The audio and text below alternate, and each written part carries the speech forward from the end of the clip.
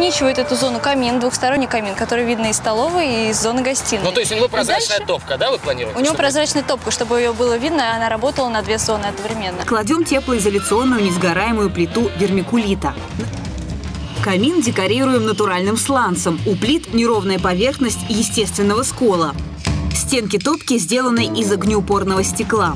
Итак, камин готов, а внутри дымохода специальная заслонка, так называемый шибер. С его помощью можно регулировать тягу. Все встало на свои места. Понятно, что камин, хотя изначально у нас играет роль разделительную, наоборот, соединяет весь интерьер. Все верно. Камин – это как раз является сердцем беседки. Камин просто не то слово. Соберет к себе все, вот все сердца наши притянет.